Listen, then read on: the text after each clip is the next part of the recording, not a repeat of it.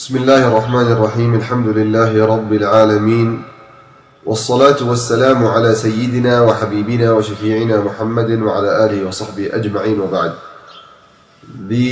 All praise be to Allah, the Lord of the worlds, and peace and salutations are to be sent upon the best of messengers who recited the book of Allah and whom the Quran was descended on, Sayyidina Muhammadin wa ala alihi wa sahbihi ajma'in, our master and beloved Muhammad, and his family and his companions, and over those who are to follow him with excellence until the day of judgment. Moving forward, this video is made for the students of Hif'z, the students of the memorization of the Holy Quran, and also for the students of Tajweed, from the students who are speaking the language of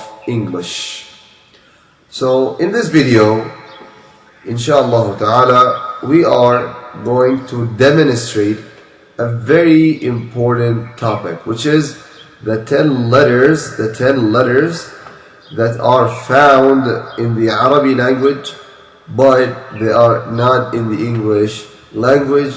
Because that they are not found in the Arabic, because that they are not found in the English language, the students who are speaking English and not Arabic, when they come to study the Quran and learn the Quran, they find it hard to pronounce some words in the Quran, because that they do not know the 10 letters that the Arabic language has, but the English has not. So hopefully, I hope that this video will be beneficial for me and for you and for everyone until the day of judgment.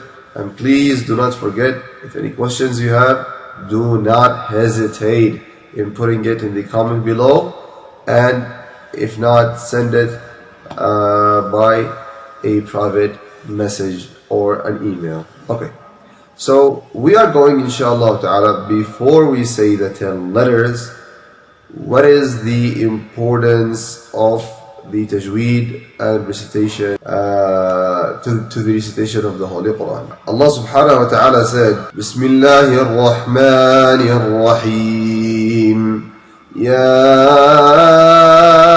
ayyuhal muzzammil qumil layla illa qalila nisfahu أو انقص منه قليلا أو زد عليه ورتل القرآن ترتيلا.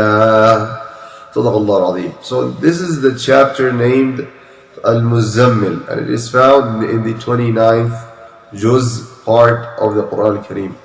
Allah is calling upon the Prophet, and he orders him to recite the Quran and to do it with tartil, So what is tartil? What does this word mean in English?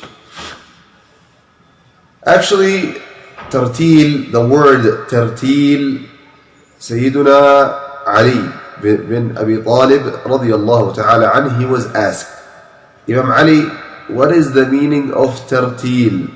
In English, it can be recited, it can be translated into to recite, but what does it mean?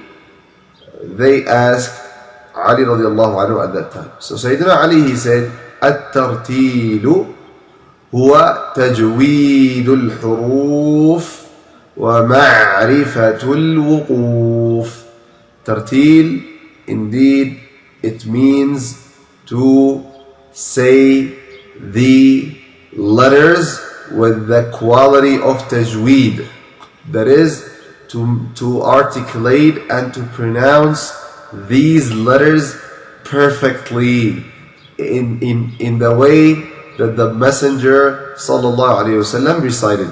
وَمَعْرِفَةُ الْوُقُوفِ, and to know where a reciter needs to stop and where he does not need to stop. So again, at-tartil, it is to articulate, pronounce the letters. We are to pronounce and articulate the letters. هو تجويد الحروف. So how we are to articulate them? In the way that the Prophet ﷺ, he articulated and he pronounced them perfectly. وَمَعْرِفَةُ الْوُقُوف, and to know where a reciter needs to stop. Now we are going to our main topic, which is the 10 letters that they are in Arabic but not in English. Alright? Now we have an introduction. We have an encouragement in our hearts to know these 10 letters, insha'Allah ta'ala. So these 10 letters are by order. Number 1 is fa. Number 2 is ha. Number 3 is kha.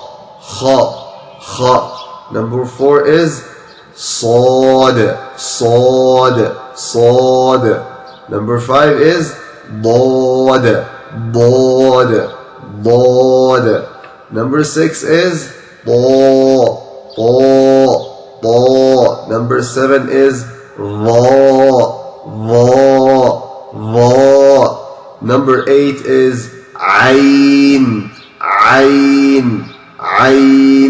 And number 9 is ghayn. And number 10 is qaf. So these 10 letters are not found in English but found where? In Arabic. Fa, ha, kha, sad, dad, ta, dha, ayn, ghayn, and qaf. So let's start by the first one and to make it closer to English. The letter fa, it is close to the compound of T and H in English. If you pronounce T and H in English, usually you pronounce it as the. Alright? So you say the. I'm going to the school. I'm going to the masjid. The. So we say the. Now how we need to focus that the and fa, they are coming from the same place almost. But the thing is that when we are saying the,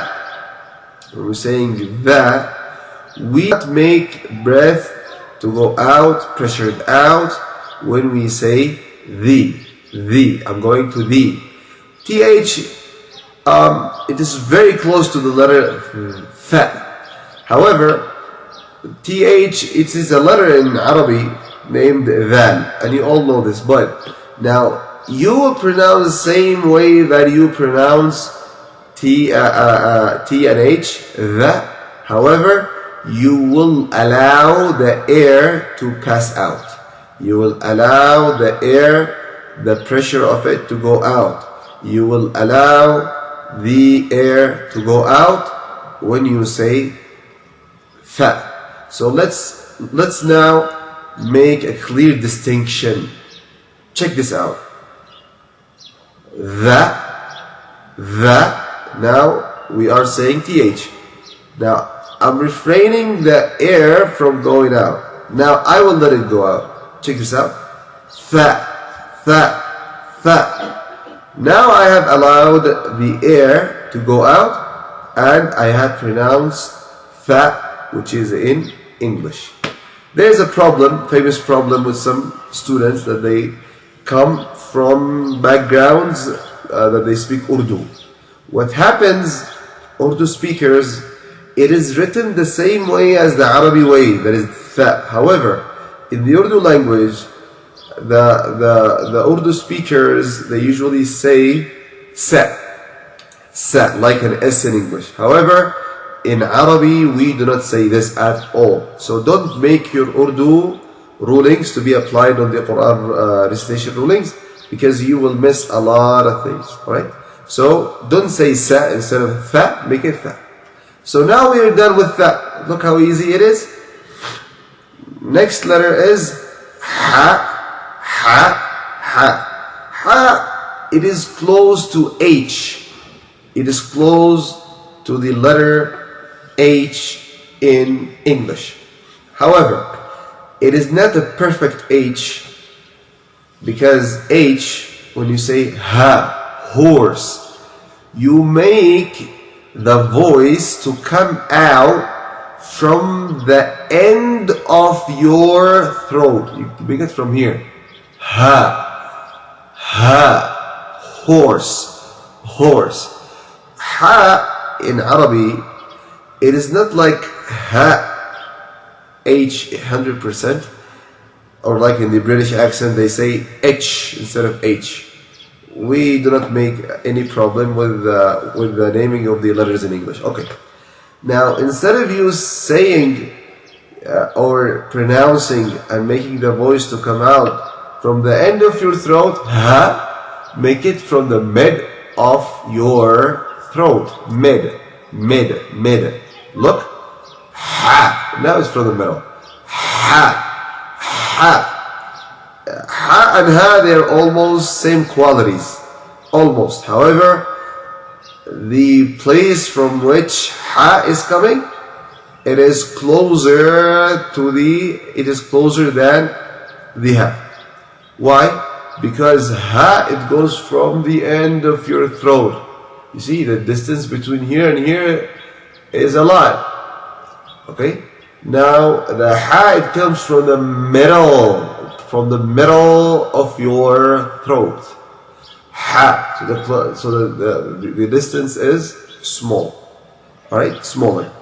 And therefore, when we are practicing ha, we make sure that the voice is to come from the middle of the throat.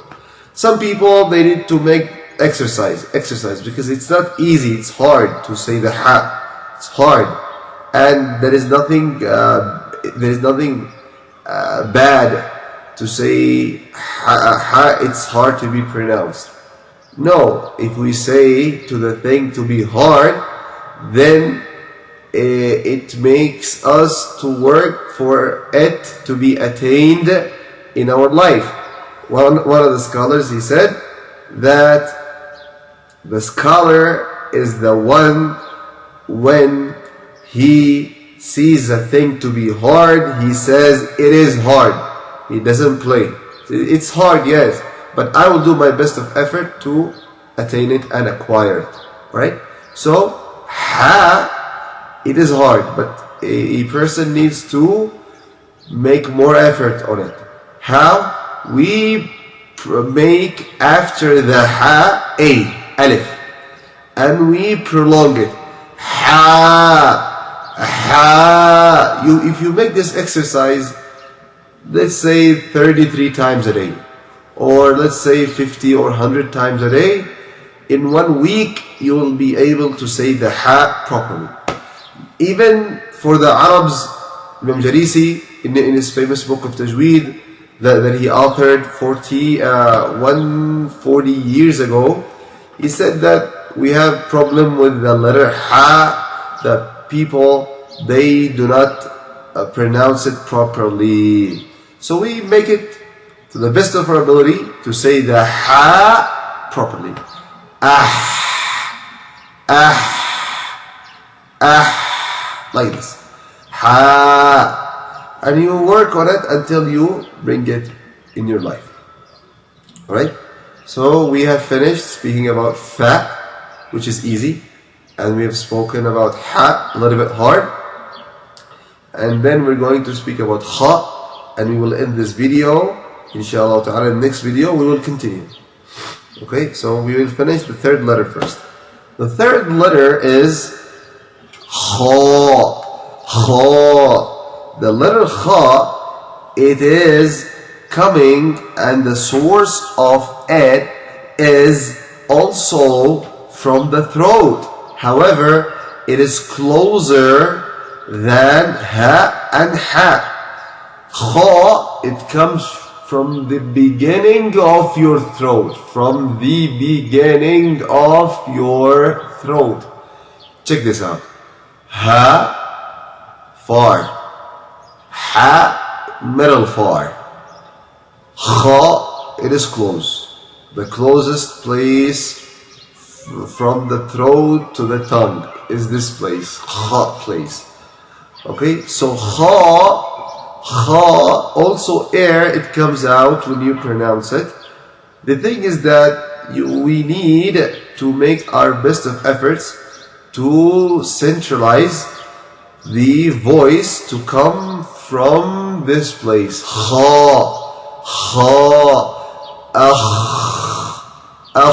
Like someone is snoring. You see? So in this way we are able to say kha properly. Kha, it has qualities, inshallah ta'ala. I'll speak about these qualities pretty fast. Kha, the first quality of it is called in English Hif'z. Therefore, which means that the air comes out when one is pronouncing this letter. The second letter, it is called Rikhwa. Rikhwa basically means that the voice is also coming out when you are saying this letter. Third is called Isti'la, that the letter, when you are pronouncing it, the voice is thick. The voice is thick. And the fourth one is called Infitah, meaning the tongue, it stays. If this is the tongue, and this is the upper palate, okay, we see that the tongue stays down. It doesn't go up like pop, and so on and so forth. This is number 4. Number 5, it is called Ismat. It does not go fast. This letter is not a fast letter. It's a little bit slow. 5 qualities of the kha. Hopefully this video was beneficial, and inshallah ta'ala, do not forget to make dua to Allah to make it easy for you to memorize, and inshallah ta'ala to be able to recite the Quran properly. We have finished 3 letters in this video, and hopefully if Allah enables us, we will continue to produce similar videos in next week, inshallah ta'ala. Assalamu alaikum wa rahmatullahi wa barakatuh. Subhanallah wa bihamdik. Ashhadu an la ilaha illa anta. نستغفرك ونتوب إليك والحمد لله رب العالمين.